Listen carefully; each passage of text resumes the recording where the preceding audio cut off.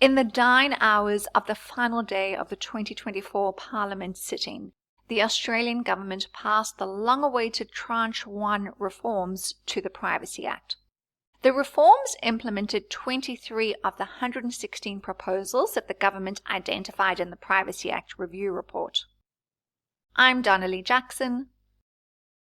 And I'm Sohana Maharaj. And today we will discuss those changes to the Privacy Act that affect the existing Australian privacy principles, or APPs. Let's start with APP 1. Now, the previous obligation required entities to maintain a clearly expressed and up-to-date privacy policy that outlines the systems that support how information is collected, used, disclosed, accessed, how complaints are handled, and how any overseas disclosures are actually addressed. Now, the amendment, which is the new obligation that adds APP 1.7 to 1.9, requires entities to update their privacy policies to include details about automated decisions, such as what personal information is used by a computer program to make decisions or carry out tasks closely tied to those decisions. So, why the change? Well, the privacy policy is a key tool for ensuring companies manage personal information in an open and a transparent way. Automated decision-making systems can pose significant privacy risks, particularly when used to assist or replace the human decision-maker. So the change to APP 1 promotes the right to equality and non-discrimination. How? By increasing transparency. And if you increase transparency, you contribute to the protection from discrimination and from unlawful interference with privacy. The second amendment is to APP 8. Now, the aim of this principle is to facilitate the free flow of information across national borders while ensuring the privacy of individuals is respected. So the original obligation provided that before an entity disclosed personal information to an overseas recipient, it must take reasonable steps to ensure the recipient does not breach the APPs. That's an important amendment, Donna, especially when it comes to information that flows overseas. Absolutely, Sohana. So the amendment creates a new exception in APP 8 where a country or binding scheme is prescribed in regulation as protecting information in a way that overall is at least substantially similar to the way in which the APPs protect the information.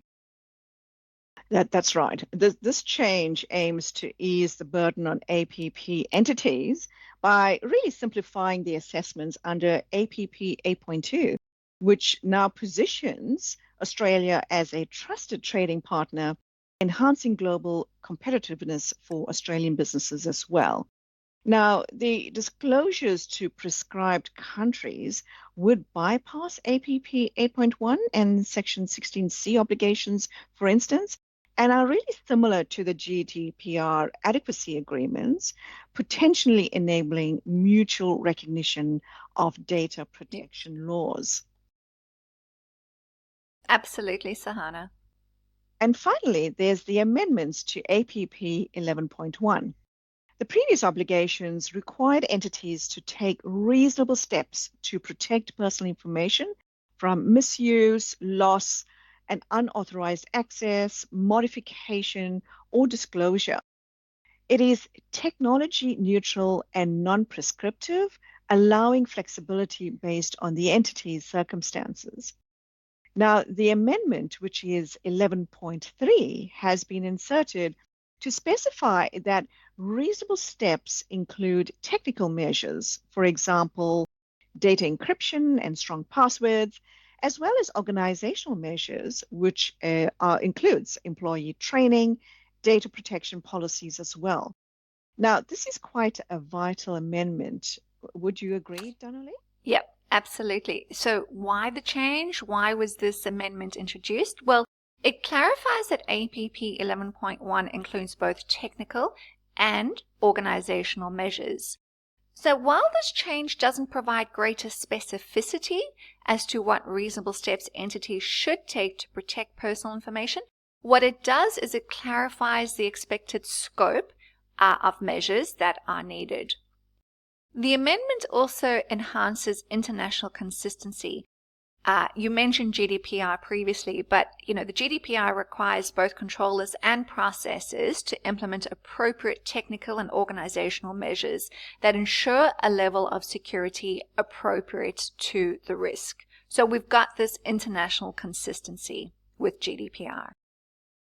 Yeah, well put. GDPR becomes quite a kind of a benchmark, which now we see alignment to its outcomes and objectives. Want to know how these changes affect your business? Reach out to us on LinkedIn or via our contact details on the screen now for a more pointed discussion on how these reforms impact your company's privacy obligations. Thank you for tuning in.